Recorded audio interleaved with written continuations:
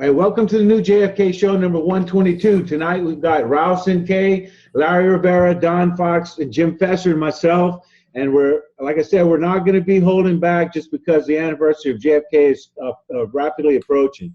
All right, so tonight we're going to have Larry Rivera give his presentation, and right behind it we've got Ralph K, and we'll have Don Fox and Jim Fesser and myself commenting on the presentation. So there's what you have, and let's roll. Larry? Yeah, go ahead with yours. Okay, go ahead, Gary. Continuation of the work that we started last year with the overlays, doing the animated GIFs and explaining extensively how these overlays work. We have started to apply this to the shirt of Doorman and also to the shirt who's holding both of his hands, visoring his eyes from the sun. So some of these images that we've come up with actually compare the shirt that Billy Lovelady was supposedly wearing, the plaid checkered colored shirt, versus the shirt that we know Lee was wearing that day and night on November 22nd, 1963. So we've got a couple of animations and a couple of JPEGs to show you because it's important that we establish now once and for all the shirt that is being worn by Doorman. And to give our audience a little bit of background on this. Gary, we're just looking at the index. I'm waiting for Larry to tell me what JPEG. No, just go ahead. Go ahead. Start at the top, I guess. Yeah, that's a good one. That's a good one. Okay, and this is a collage that we made up today, comparing that checkered colored shirt. And I started to talk about the checkered colored shirt because that's the one that Robert Grodin in 1976 decided is what Doorman was wearing, and supposedly he had analyzed high resolution scans of Doorman, and he could detect checks or squares on the shirt that is being worn by Doorman. So the reason that we're presenting this slide, what we have done is blurred both of them up. And this is similar to what Judy Baker did with their pixelation study, Jim. Yeah. Okay, but what we're doing is taking it a little one step further, not only with this collage, but with the overlays and the GIFs that we're going to see momentarily. What this collage here shows, it gives the viewer the opportunity to compare the checkered shirt on the left versus Lee Oswald's shirt on the right. By blurring them up a little bit, we're able to make them look more like the image in question, which is what Doorman was wearing. And our audience can make an educated decision here on which one of the two matches Doorman more closely, okay?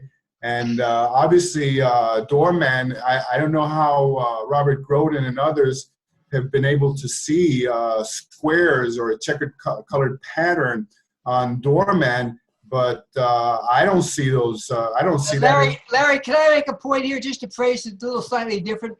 Is that the essence of a plaid shirt is that it has boxes on it. Now, the boxes may be large and they may be small, but they contain boxes of what. Now, when you look at Doorman's shirt, you see some light, dark contrast, but you don't see a single box. No. Box anywhere? I don't see any boxes. There's no boxes on it. That's right. We should see at least some kind of definition, and we'll see that. We'll be able to appreciate it when we look at the overlays, because once you put one layer onto another, you should in some way or form see some of those patterns match up with Doorman. Now, the other thing, obviously, and this is something that we have been talking about all along, is the amount of splay in the shirt, okay? Now, when Billy Lovelady went and wore his checkered colored shirt for Tom Jackson and for CBS in '67 and Jackson in '71, and then Grodin in 1976, apparently they didn't realize that shirt had to be splayed open a little bit more. Yeah, right. So and of all people, you'd think that Lovelady would have remembered. I mean, right, that's right. And And this one, it insults your intelligence, Ralph, because the people who concocted this, they thought that people were stupid, or something, that you weren't going to notice that, there's a heck of a difference in display. They figured that people would say, well, yeah, it's an open shirt. It's about the same. Yeah, it's the same. Yeah, I know. And I mean, we didn't even need computers, that we have now today in order to, to assess that as totally invalid here. Okay. So if Gary can take us on to the next slide, we'll see what we got here. All right. Which one? Yeah, the next one going up. Yeah, that's an animation. Okay. And let's see if it plays. It's not playing. No, so it's a GIF? Yeah, if it's a GIF, it's an animation. Okay, let me find it. Here it is.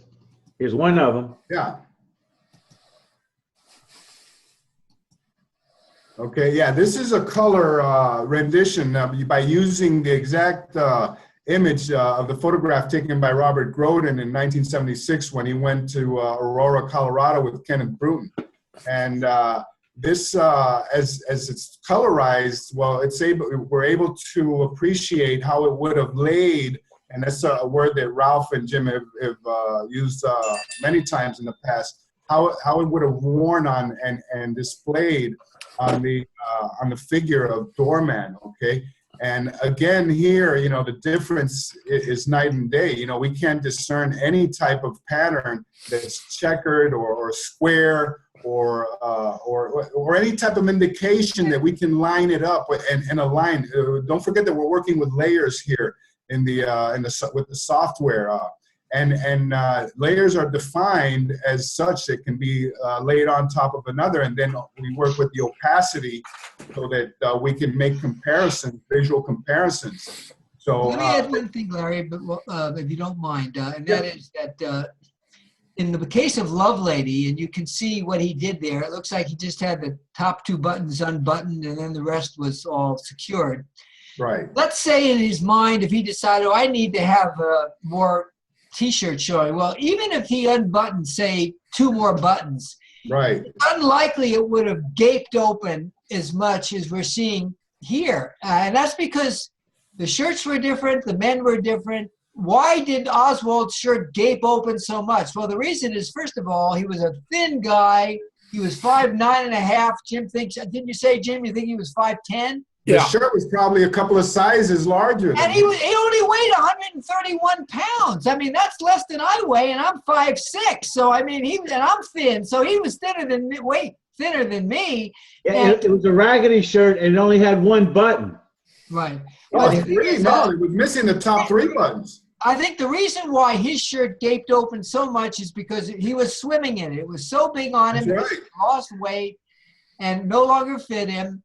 And then the second thing was that just the nature of the shirt was that it tended to do that. And most shirts don't. I tell you, I really did this once, is that I went to my closet, and I have a lot of shirts, and I actually tried on a bunch of shirts and kept them open. I just wanted to see if I could get any one to gape like this. And I couldn't get a single one to do it. Not one of my shirts would. It has to be a raggedy shirt. Well, the other thing is you're comparing apples and oranges here, because the shirt on Lovelady, or his checkered colored shirt, plaid shirt, fit him much more tighter than tighter. Much tighter. Even it doesn't matter if he had weighed 170 that he weighed when the assassination took place, or even in 1976, which he happened to have been thinner. He'd happened to have lost weight. And I sometimes I wonder if he deliberately lost weight just to kind of get down to where Doorman was. Maybe Gary, next slide quickly here. Skip a few meals, Billy. Yeah, but Ralph, Billy Lovelady worked for a living there, and his shirts might have gotten a little more worn out than what yours do. Next GIF? No, go up further, two up. What Groden I want to talk about the pocket here. We've talked about this before. And this is something that just, keeps astounding me, more and more. When people, again, they can see it's very obvious that the Lovelady's checkered colored shirt does not have a left breast pocket with a very particular and specific flap and button. Right. Okay. Larry, this is so blatant that anyone who persists in maintaining these are the same shirts is clearly disqualified as a truth teller and serious student of JFK. Yes, yeah, and this is why we keep revisiting this one. And the next slide, which I took it one step further with the Jackson photograph. Hey, before you go, Larry, I just want to point out something funny, and you can correct me, but if I'm wrong. But look on the left at Gorilla Man, and look at the top of his pocket, at the top of his flap. Right. And what you see there is you see two horizontal lines, and you see one is white and the other is black. Right. Running together, and the black one is on top, right? Right. That's right. Okay. In other words, the black one is on top of the white. That's right. Now, if you look over here on him, you can vaguely see his pocket. You notice the stitching on the left side of it, on our left? You can see some vertical stitching there. It's very faint, but presumably he had a pocket, but that it was invisible. In other words, practically invisible except for that stitching. But there isn't any pocket there, Ralph. Come on. But wait a second. There isn't any pocket there. All right, so if we accept that that's his pocket, but without a flap, that the lines above it, you have a white line on top of a black line. Right. So in other words, on this guy, he's got a white line on top of a black line right above the pocket. You're saying even if you assume there was an invisible pocket here, the color striping is wrong anyway. Well, it's reversed. It's reversed. It's reversed. So he's Meaning got this white whole on line top. argument claiming they're the same shirt is absurd. It's you know. and I just wanted to quickly mention a little bit of background on the photograph on the left. That's part of the Martin film that came out. And this Martin film was immediately snatched up by guess who? Time Life magazine. Okay, and it was underexposed for many, many years. It had been shown in a severely underexposed state, where even Harold Weisberg complained many times. And then later on, it was Grodin himself who adjusted the exposure. Now, when they went to in 1976 to see with Bruton to see Lovelady in Colorado, the photograph that they took to show Lovelady was the underexposed one, which was darker, much darker. You couldn't even make out the pocket. Remember, Carl Bernstein published in Rolling Stone in 1977 in an article entitled "The CIA and the Media" that agency officials boasted their greatest successes had been with Time Life, the New York Times, and CBS. Time Life. That's right. Working for the CIA to advance the national security of the United States. But wait a second, Larry, let me add something too, because I think it's an important point, and that is that I know that officially this is said to be from the Martin film, but I can guarantee you that there is no existing form of the Martin film in which you can see this clip within the Martin film. The only place this Lovelady clip occurs, and it's 6 seconds long, is in various compilations, including the DCA compilation. They claim it's from the Martin film, but I should think that if it's from the Martin film, there ought to be a Martin film somewhere in which we see it. Has it. We don't. Yeah. Very astute point, Ralph. All right. Well, as OJ's lawyer once said, if Lovelady's shirt ain't got no flap, then it's a bunch of crap. That's right. That's right. No, and not only that, the Gorilla Man physically and anatomically speaking, the profile doesn't even fit Lovelady. So that's ridiculous. It's ridiculous. It's absurd. This is a big, beefy guy who looks like a gorilla. It's ridiculous. Okay, Gary, next slide. I want to see the Jackson slide where we did the Gorilla Jackson right up. The next one at the top. Yeah, going up. Yeah, that's the one. Okay. Again, we're comparing this other because apparently this thing about the pocket and the pocket flap, you know, was known for a long, long time before. Like this in 1971, the Jackson photograph where he did the photo shoot in front of the TSPD, and again, the pocket isn't visible there. So, Well, Gary, that's the point I would make, is that in this case, there isn't even any stitching that we can see. We don't have anything visible at all that there's any kind of pocket there. Never mind a flap. I mean, right, right. So just on this, on this evidence of these last two images, collages that we've shown, just on that, you can just throw that out the window that Lovelady was, was the man in the doorway. And that's notwithstanding that we're going to present the overlays which prove that it's Lee, and which we have recently done, excluding Lee as a candidate for being doorman, and just concentrating on Lovelady being black hole man, which have all these overlays have come out completely positive for Billy Lovelady, where I have already consulted with a couple of photographic experts who have told me that, it's no brainer, this man here to the right is Lovelady, this man to the left is Lee Oswald, okay? And doesn't go any further than that. Go ahead, Gary, next one. Just keep going up, yeah. Your large close-up? Yes, that's a good one. Okay, so this is obviously this is photoshopped, okay? But this is closer, to reality than what we know that is being shown today in the Alton 6 photograph, okay? Yeah. And to the right, we have Lovelady with the vertically striped shirt that he said that he wore, and which he did, that he told the FBI that he had worn that day on February 29th for the photo shoot in 1964. And to the left, using, cutting and pasting images, photographs of Lee Oswald in his shirt at the DPD at City Hall the day and night of November 22nd, 1963. And we have put together this composite, which, amazingly enough, everything falls right into place, Jim.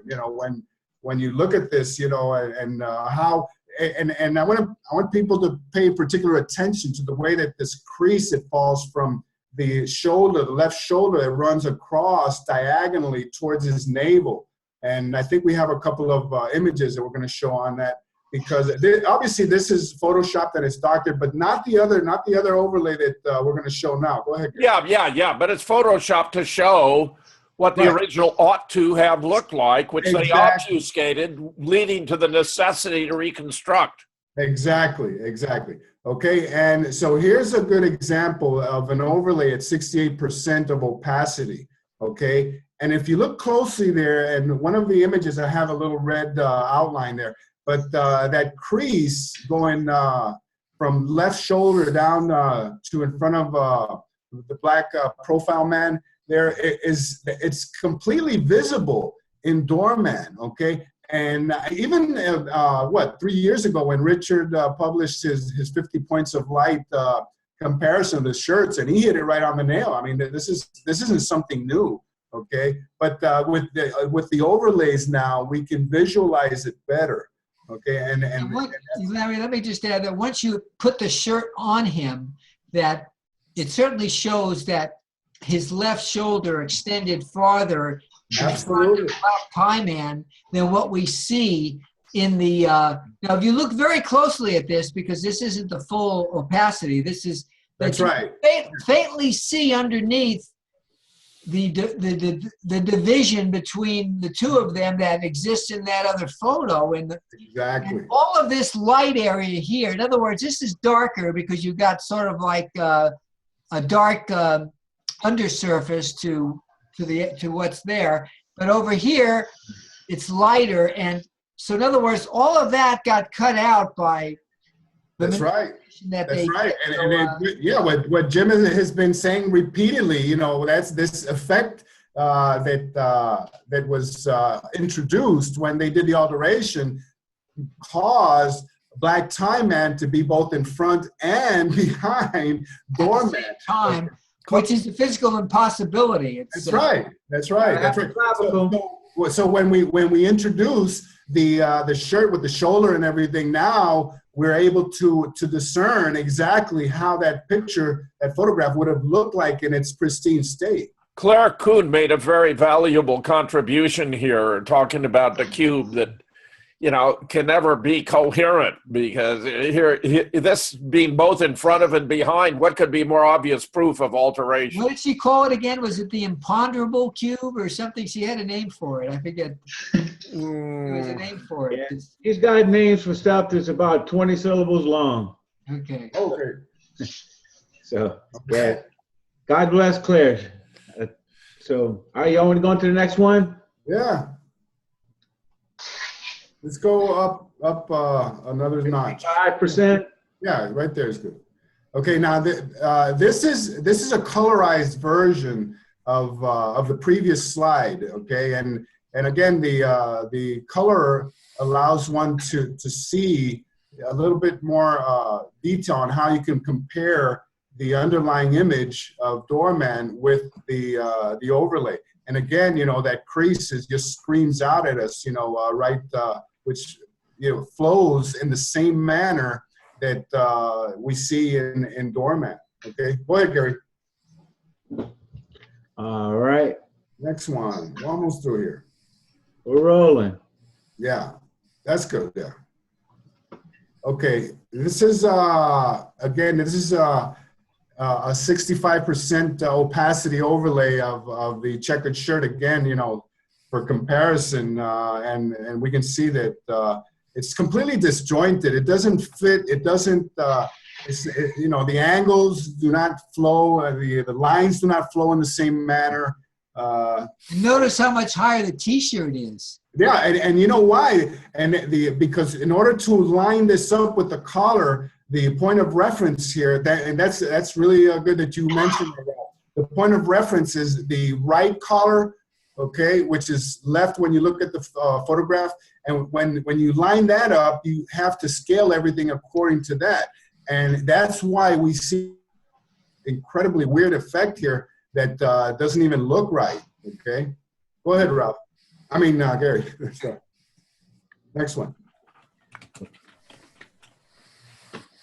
Number 2, 65% number 2.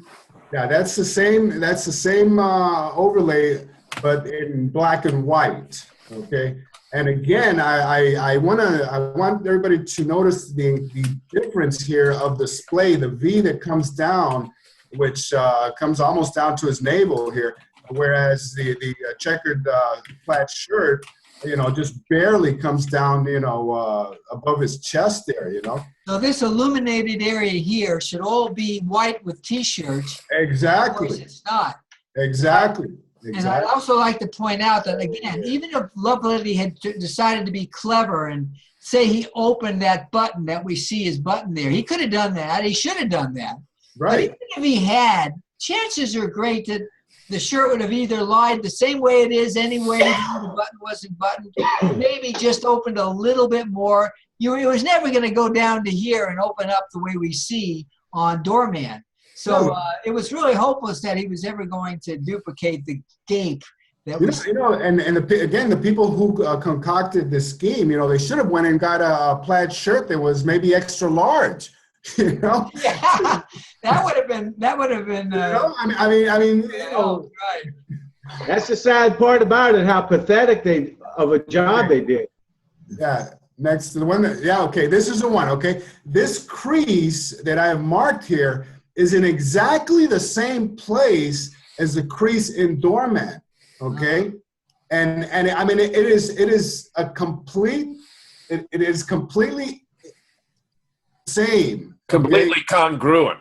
Completely, Jim. You know, once you start working with the opacity, you can see that it just comes right out. When these overlays, the key to interpreting these overlays, facial and otherwise, if you see that there is no movement, okay, as the overlay increases the opacity, that means that everything is lined up, okay?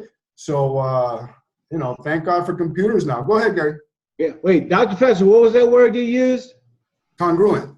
Congruent. Okay. Congruent, yeah. So give us a definition on that and how it applies to this picture here.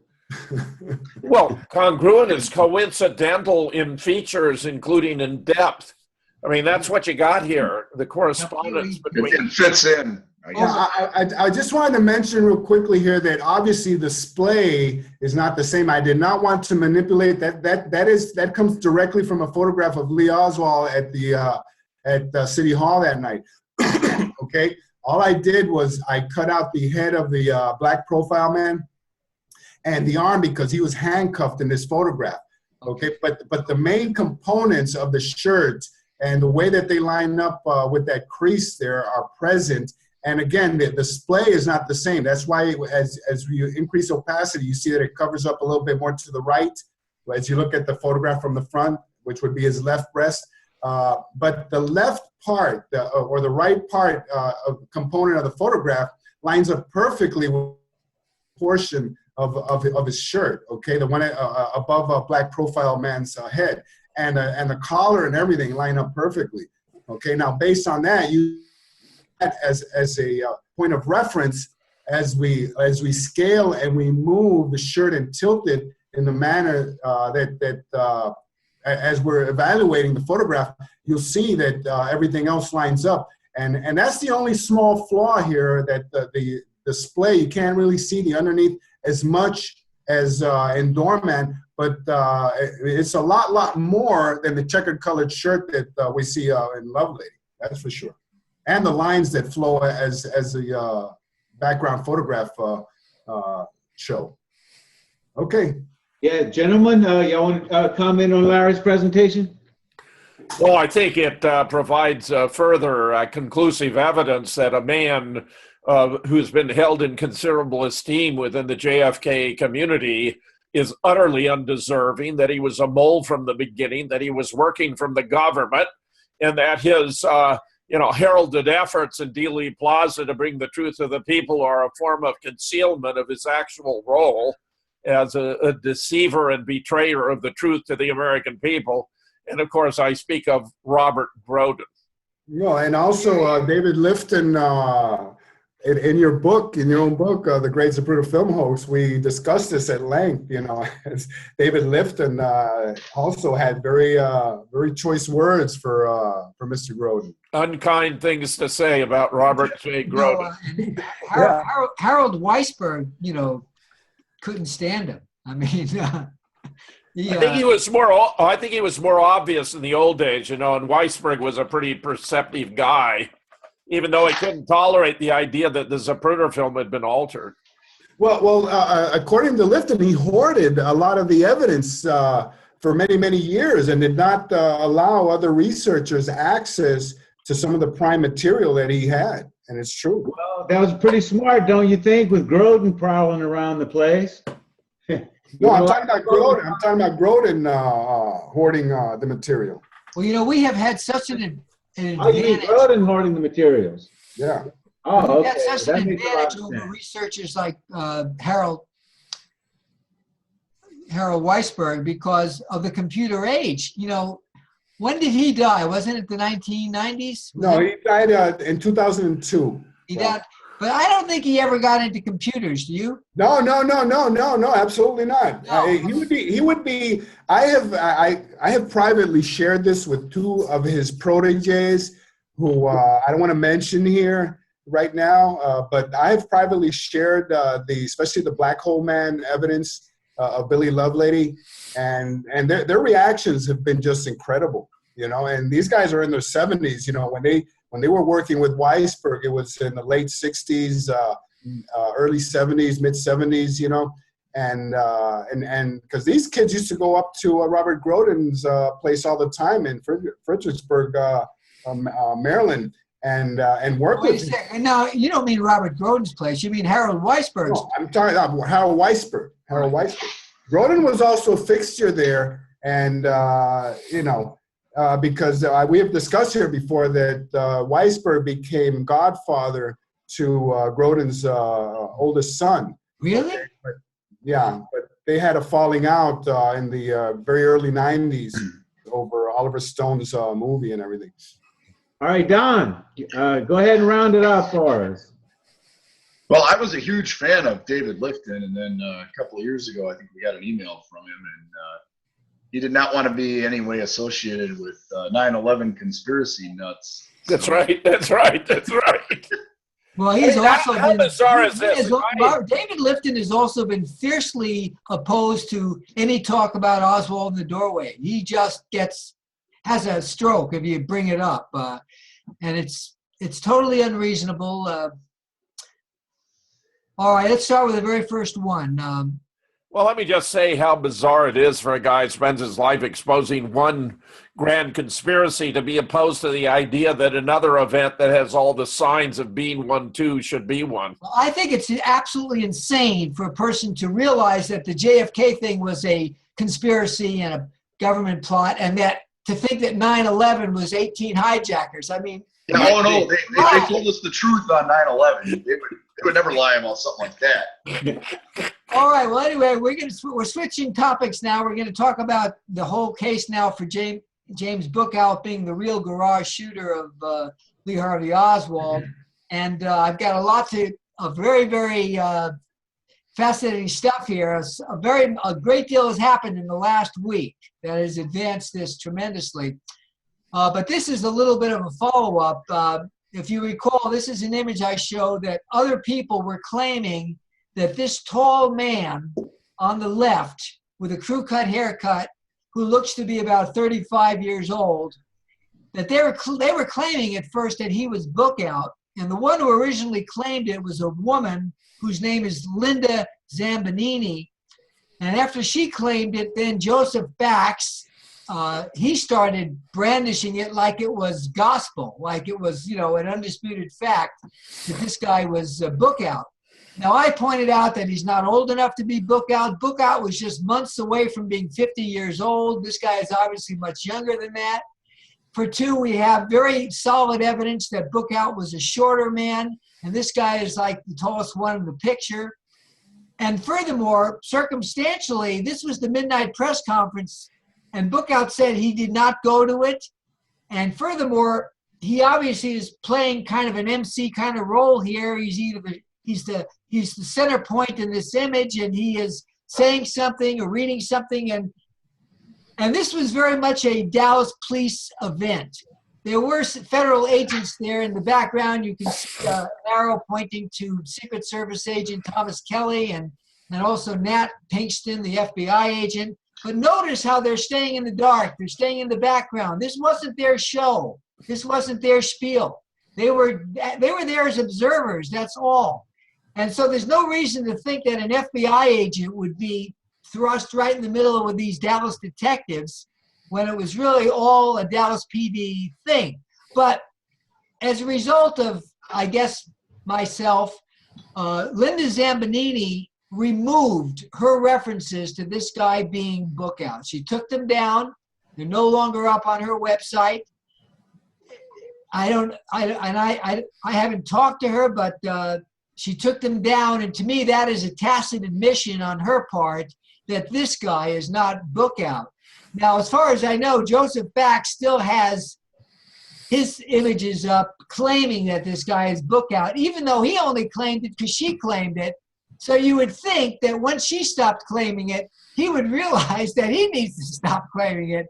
But hey, a good lie is a good lie. Well, anyway, what I like to say is it's just more demonstration that being stupid means never having to say you're wrong.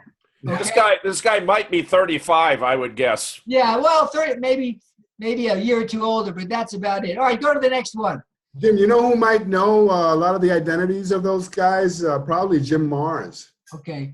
All right, I'll tell you something. This gets into a very interesting little piece of subterfuge here, because what we're looking at here is the crop from an ROTC photo. It was high school, and these were all guys who were in the ROTC, and they, had a real chain of command, different ranks and everything.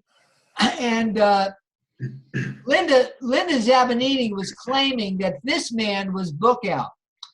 And she didn't submit this particular image. I found this particular image. And in this particular image, as you see, somebody wrote the name Tommy Collins, and it's going right over the body of this figure. And as soon as I saw it, the first thing that went into my mind is, this is an autograph photo is what this is. This is like a celebrity who has a photo of himself and he writes his name on it and he hands it to the fan. So as soon as I saw this, I realized, wait a second, this must be Tommy Collins having signed this like a autograph to give to somebody, and somehow or other it wound up on the internet. And so I posted that, and she must have seen it. But I didn't stop there. I knew that Tommy Collins was the one we're looking for, so I started searching for images of Tommy Collins. Go to the next slide, please. Yeah, that's right. All right. Now, all right. So on the left, it's the same image. That's the disputed image. And on the right, that is an image of Tommy Collins. It was from the same period of time, and it was a club called the Faber Sword Club. You're talking about the image on the far right, right, Ralph? No, I'm talking about the center image here. I'm comparing the middle image to the one on the left. Okay. Okay.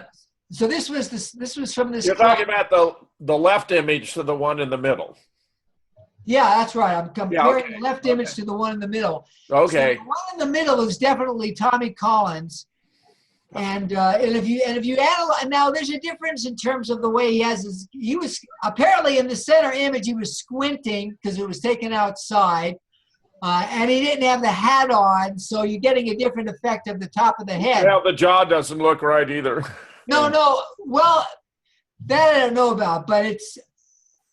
But anyway, the image on the right is Tommy Collins. Yeah, I'd say the one on the right is the same as the one on the left, but the one in the middle is indeterminate. The thing about the one in the middle is the perspective is a little different. He's sort of looking down, and on the one on the left. That chin looks way different though on the guy. Well, I'll tell you that. Well, as I look at it, the chin does look weird. It has a very, I don't know, peninsula-like look to it. Yeah. You never know. They might have.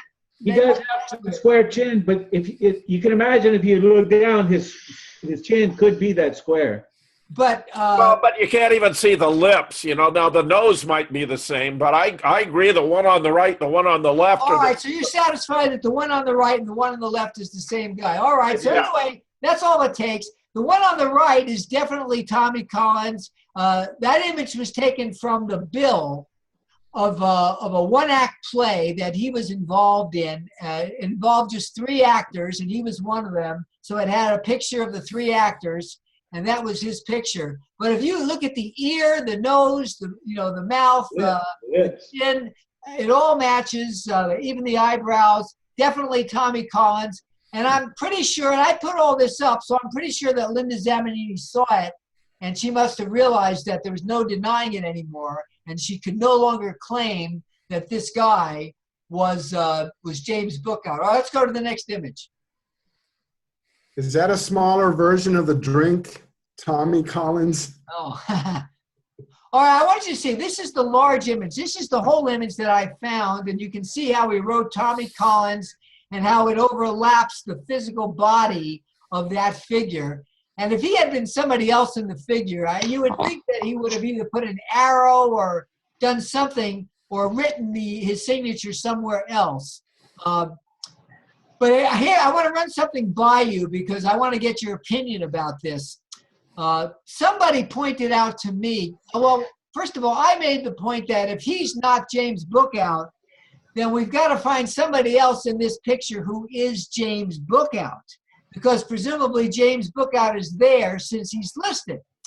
Well, anyway, what the naysayer put forward was that if you count the number of names in the more names than bodies. More names than there are images. In fact, there's exactly 4 more names than there are images. So theoretically, James Bookhout could be one of the 4 names that isn't there. And I understand that mathematically, yes, that is true. However, I think it's highly unlikely, and I want to tell you why, and you can tell me what you think.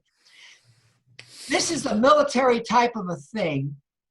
And you can see that what we're looking at in that list of names is the order of rank. In other words, the top guy is the lieutenant colonel. He's at the top. And the bottom guy is the lowest ranking guy, the second lieutenant.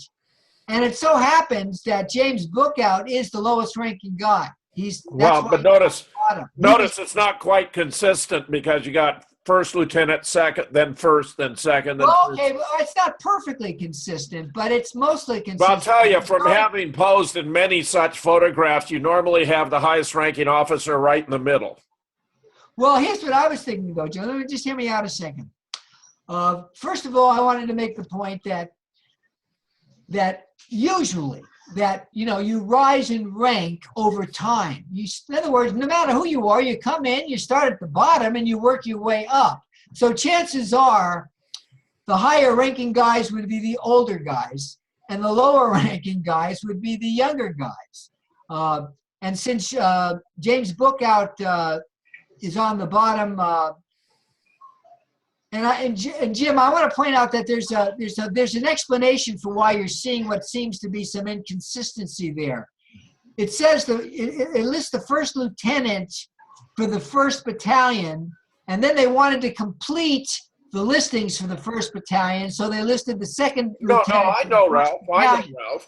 Then they go to the 2nd Battalion, and then the 3rd. I was just correcting your original explanation, saying they're going from highest ranking to lowest. They weren't because of these exceptions. I'm not saying you had anything seriously wrong. All right, okay. But the other thing I would say is this, is that, and you can correct me if I'm wrong about this too, is that at least from, I've never been in the military. I know you have, but from what I've seen, like in stories and enactments, that when you have a group of soldiers in formation, that usually they're facing their commander. In other words, he's not lined up with them. They're facing him. They're opposed to him, that he's looking at them. So I would suggest that the top guy wasn't going to be lined up with them, but was going to be more or less facing them to inspect them Ralph, I'd say also to address them. I'd say the higher ranking officers aren't in this photograph. That's right. Okay, that's my whole point. So, in other words, the 4 missing ones are probably the higher ranking ones, which means that Bookout, who's definitely among the ones with the lowest rank, is very much likely there. All right, go to the next photo. Well, it also looks like the guys in the back row, their uniforms match a little bit better. And the ones in the front, I don't think they have one pair of pants that's matching. Well, that's interesting too. I hadn't thought about that. All right, go to the next one. Yeah, okay. All right, I want to point out first of all, our mystery friend is the one who made this find. It wasn't me. I don't want to mention his name, and in fact, I have to admit, it didn't even occur to me to look for it. But he's the one who studied all the faces. And he said the only one that really comes close when you compare it to the other known images of Bookout is this guy. And of course, it turns out he's short and more of a squatty kind of a guy. Go to the next one. Ralph, I just want to mention real quickly, I'd rather have him on our team than on their team. Yeah, right. He's a sharp cookie. Anyway, this is what I call the James Bookout Quartet, since there are 4 of them. So what I do is I start by looking at the 3 images on the right, because those are known images of James Bookout. So you get a good sense about those in your head. Then you look at the one on the left. Now, to my mind, the only thing that really stands out as being a distinction, a disparity, is the fact that this guy on the left has got this very unusual nose, in which the side of his nose that is on our right, which is the left side of his nose, appears to be much wider than the right side of his nose. I'm sure he wasn't that way, and we know for a fact that James Bookout wasn't that way, but I think it's very unlikely that anybody was that way. I mean, there are asymmetries in noses, but nothing quite as extreme as that. I really think that was something that they did to just sort of camouflage him. Then another thing is this. In fact, there's another image I have I didn't bring, but if you look at his left ear, which is to our right, you notice how chopped off it looks. That's obviously not a whole ear. Yeah, that's interesting, Ralph. I think It leaves half the size of his other ear. yeah, it looks like be half the size of his other ear. And that's also true of our 1931 guy. Well, actually, where? No, oh, that's what I'm talking about. Yeah, I know. Yeah, that's what I'm talking about. Yeah, it's very, very off. Now, he has a left ear anomaly. Well, his left I ear would is be very normal. surprised if he was built like that. Put it that way. I think it's much more likely. They know that ears are distinctive, and if they leave an ear up, somebody may find an ear and match it. So I think that they just wanted to get rid of that ear. I think they did that to the ear. And Well, I think you may be over conspiracizing here. Well, all right, go to the next one. I think he's got an odd ear, but go ahead. Oh, Jim, I mean, it's a conspiracy theory show, so. I go to the be next more one. thematic. Okay, where are we not at now? Yeah, lower left. Right here? Yeah. All right, now this is what I call the Bookhout Quintet, since there are 5 of them. And all I did was just add the image of the Ruby imposter on the end. And but there he's got a more normal ear. well, that guy you mean on the right? Yeah. Yeah, right. But anyway, I still think that as I look at it as a progression, that it seems plausible, at least, that it could all be the same guy over time. You know, on the left, he was still a teenager. I presume he was either 16 or 17 years old, and he still had a lot of, I don't know, kind of baby face is, I guess, how I would put it. He still had a lot of baby face to him. But, you know, you change a lot at this time of life, right? It's the most, tumultuous time of life where, you know, you're going from boy to man. And so between 1931 and 1935, you know, there's a lot of maturity that can take place, a tremendous amount. So he does look older, and he just also looks sort of more, you know, masculine and more mature. But that's not unreasonable for that length of time, for those years of life. I mean, to go from, you know, 17 to 21, yeah, you can change a lot, and your face can change quite a bit. So anyway, this works to me. It speaks to me. It's certainly the only photo in that group of ROTC students that comes anywhere close to fitting into this mix. So if it's not him, then the only alternative is that he'd have to be one of those 4 who are missing. But as I've already said, I think that's very unlikely. Larry, have we pondered doing a GIF to try to put Bookhout into this image taken in 1963? No, and I was thinking about that because the perspectives that you see on at least from left to right, those 3 photographs, those perspectives are frontal angles, and they would be perfect to. I think if you flip the 1930, Ralph, a second. If you flip to 1937, it might be just about right. And that's exactly what I was going to say. It's perfect when you flip to 37. And I'll tell you, there's a very... well, we did that one. I'm talking about what Jim was saying, the ones to the left with the... Oh, you can try it with any of them. But hey, are you guys aware that you can instantly flip any photo by just opening it in Paint, Microsoft Paint? Yeah, or Photoshop, yeah. They call it flipping horizontally, and right, boom, right. And the other thing, we did an animated GIF on the one on the right, the Ruby imposter, where we overlaid Ruby. Remember, with the green shade, and that I don't believe Ralph was on that show, but we presented that a couple of weeks ago, and it wasn't Ruby. I mean, none of the features lined up. None of the features lined up. Absolutely. Now go to the next one. None of them. None of them. All right, now I've got just 3 left to show you. Well, actually, I got 4 left to show you.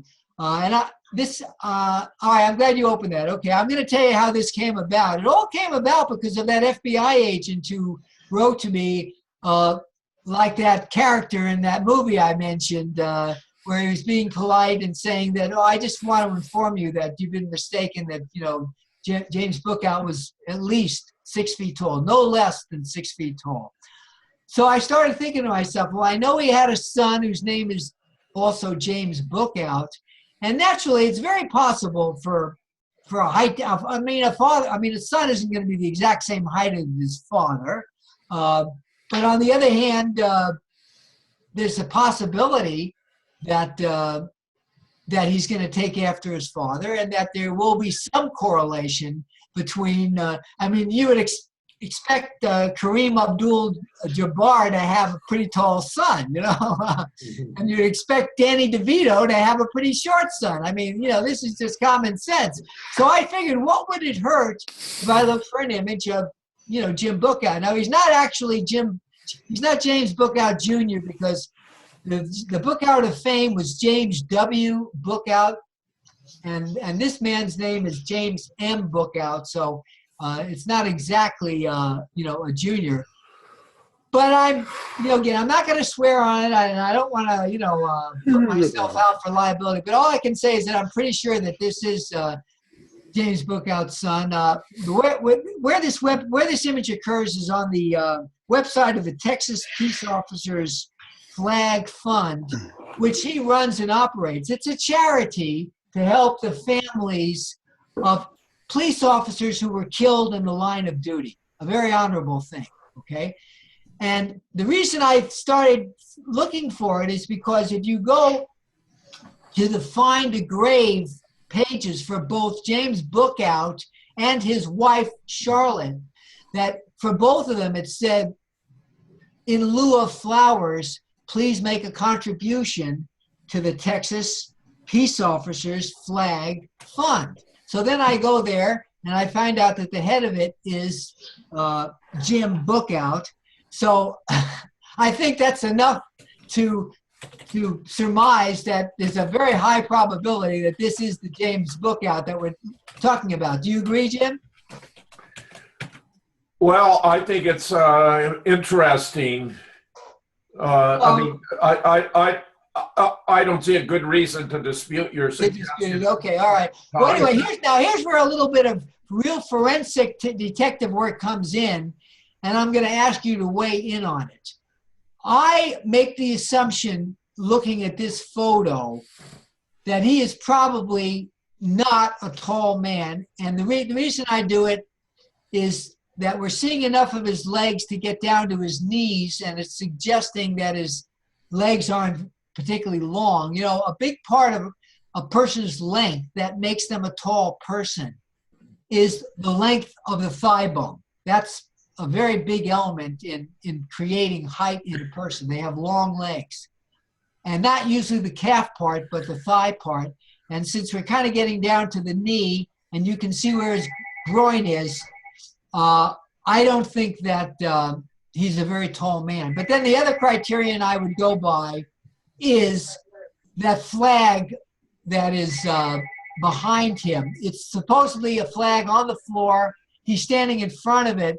But I think if he was a tall man, he would rise higher on it. Do you agree?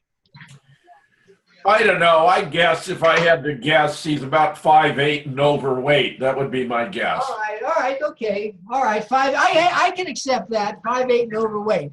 All right, let's go to the next photo. Now, Bookout is not a common name at all, so I believe that would have to come into consideration. Yeah, that adds to the probability. Okay, I go to this one. I'm All sure. right, now this is a photo that was published in the yearbook, in the 1980 yearbook of Texas Tech University in Lubbock, Texas. And it had to do with their sailing team. They had a sailing team, and Jim Bookout was on the sailing team. They had a caption next to this picture. And in the caption, they named these 4 people from left to right. So obviously the 4th one was a female name. I forget what it was. And the second name was Jim Bookout. And I didn't know what the other 2 names were. But this is a very peculiar photograph because you can't see anybody. Well, anyway, but as you look at that photograph, now we're seeing this man down to his knees anyway. would you also agree from that he's probably, 5'7", 5'8"? He's not a tall guy, right? Ralph, I wouldn't even speculate that they're named properly here. I would have no idea. Well, you're assuming, of course, that it was all done in, competence by those who put together the photos in the year. Well, I don't have a reason to think that they would make a mistake like that. I got it. In other words, if we think about college yearbooks where they name people, what percent of the time do they name people? Yeah. Even if it was 1% or 2%, it's still not enough to worry about. Anyway, let's just say this photo isn't going to be overly persuasive about anything. All right, go to the next one then. You can tell he's not Shaquille O'Neal. Okay.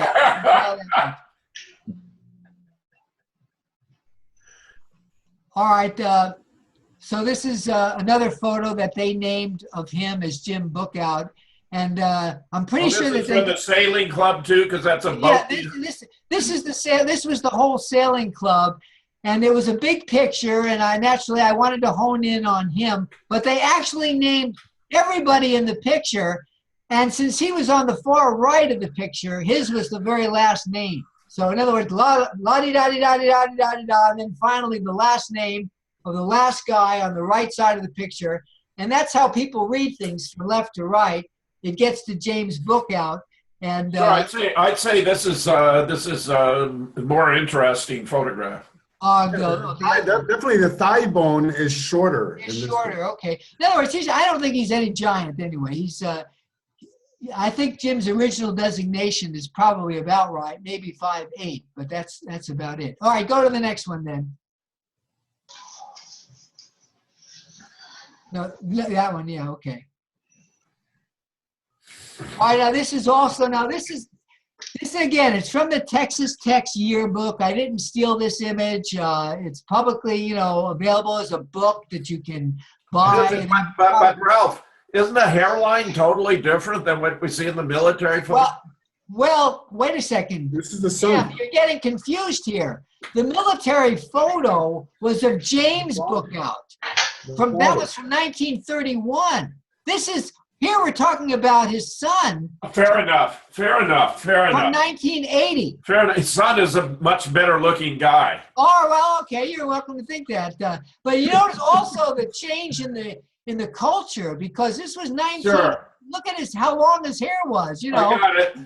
In 1931, you wouldn't see any guy with hair that long. Yeah. But this was 1980, and this was the yearbook. It was full of images of all these different people. And they listed this as Jim Bookhout, 1980.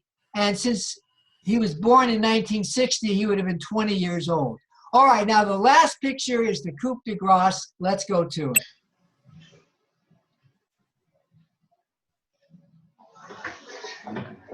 All right, so this is a comparison of Jim Bookhout from 1980 with this Ruby imposter from 1963.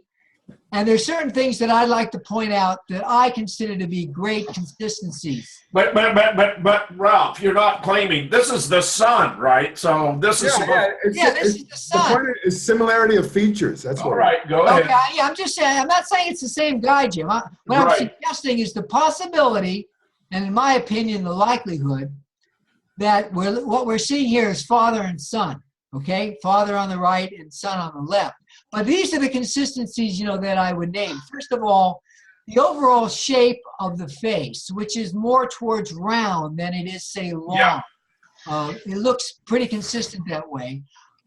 Secondly, and this I think is a very important thing, is the short forehead. In other words, if you look at the actual length of forehead from the eyebrows up to where the hairline begins, it's pretty darn short. Like, for example, even if you compare it to me, I have a much longer forehead from top to bottom than you're seeing on either. Larry has a shorter forehead by that measure. Yeah, and Larry has a much shorter one than I do, and so I have a longer one. Yeah, and you have a longer one. So they're both consistent in that area. Now, another area where I think they're very consistent is the nose. They both have a narrow nose with nostrils that are pretty pinched and not Yeah. in any way toward flared. Okay. Yeah. But basically both have that. I would say that the spacing of the eyes is very consistent. I would say that the length of the neck is very consistent. Now, lengths come in all kinds of, necks come in all kinds of different lengths. You got people with these long swan-like necks, and then you got people where the head is practically sitting on the shoulders and there's hardly any neck at all. But as I look at, basically the distance from the chin down to, to the shirt, we're seeing, the length of the neck being consistent. And we don't see this guy's ears because he's got hair growing over it. But let me put it to you this way. I know how much I looked like my father, and there's no doubt that he was my biological father. But I think I can honestly say that I did not look this much like my father as these two men we're looking for here. We're fine. Resemble themselves one another. Yeah. Yeah, I wanted to talk about. As the two of them look like each other. What do you got here, Gary? Ralph, Oh, yeah. Ralph, also the brow line is very similar in horizontal. Yes, I agree with that too. In fact, I'll tell you what. Go back. Can you go back to it a second? Go back to the picture. Okay, hang on. I might. It'll take me a second. All right. Maybe not. Hang on. Yep. Directory. All right, here we go. Last one. Yeah. Okay, here's what I want you to do. I want you to notice that there's pretty close proximity of the eye to the eyebrow on both of them. Now, as you're looking at the two of them, turn your head a little and look at Larry Rivera in his box there. And I want you to notice that he happens to have a much wider gap between his eye and his eyebrows. In other words, it's almost like his eyebrows are higher, and you've got more of a road there between the eye and the eyebrow. Whereas on these two guys, both of them, they'd have pretty approximated where, the eyebrow is closer. It isn't that much higher above the eye. So this is part of what makes Larry such a great-looking guy. right, okay. But anyway, in other words, and even though we can't really see this guy's mouth because it's a blurry picture, that if you just from looking at it, and if you had to guess the width of the mouth as he's just relaxed there, it looks like it's consistent with the guy on the left. There doesn't seem to be anything that's contrary. So it's all very good. It's all very good. So in other words, again, one of the things I pointed out in my posting about this is that reminding people that you only get half your genes from each parent. So he only got half his genes from James Bookhout. The other half he got from his mother Charlotte, who was in no way related to James Bookhout. So it was always possible he was going to take more after her. So he didn't necessarily have to look that much like James Bookhout. He certainly didn't have to look as much like James Bookhout as we're seeing here. I'm saying is that we're seeing more than the average amount of likeness between a father and son. We got it. Now, what I'm fascinated by these things, Gary, is you go back to the top, and they introduce these persuasive definitions that are so slanted. I mean, I am just the opposite. The man of debate or discussion based on premises of I think, therefore you are, the act of disagreeing, biting, point, rancor, name calling. I mean, all my presentations are just chock full of arguments and evidence. That's what I'm known for. I can present more evidence in less time than anyone else on the planet.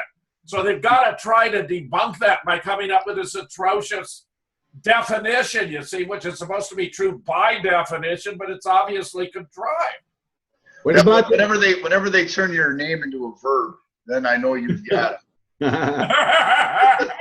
They got Hugh Ainsworth. What they talking about, Hugh Ainsworth? Well, what's ridiculous about this is that I pointed out that the only people who claimed that, oh yeah, I recognized Ruby, referring to like the idea that they recognized Ruby before the thing happened, was like a policeman like Jim Lavelle. He claimed that he recognized Ruby, although there's no evidence from watching the films that he even saw Ruby. He never looked that way before the shot. Never. Sinclair and Fetzer believe Ruby did not shoot Oswald. What's Next by James Norwood. Well, that's ridiculous.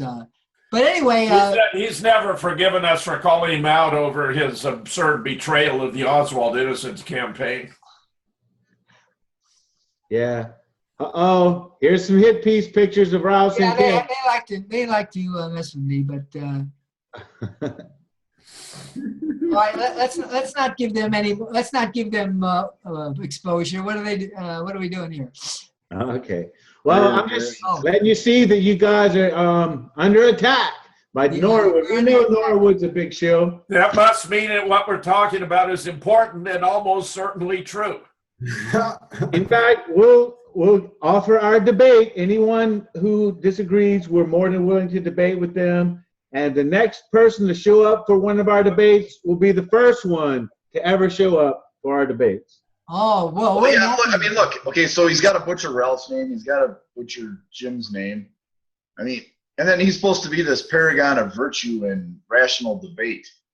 Well, I can honestly say that I don't think James Norwood made one valid point. I mean, not even a little one. Nothing. No, that's exactly it. One thing registered as any kind of a meaningful threat to the whole case against Bookhout. Nothing. Let's save this for another day. I'm about to post Judith's rebuttal. We'll bring Ralph back to address it probably next week. So. All right. Thank you very much. Good, I enjoyed it. Good presentation, Ralph. I'll see you next time. Good night. All right. All right. It's been the JFK Show number 122. Larry Rivera, Don Fox, Jim Fetzer, Ralph Sinclair, and Gary King. We'll see you next week.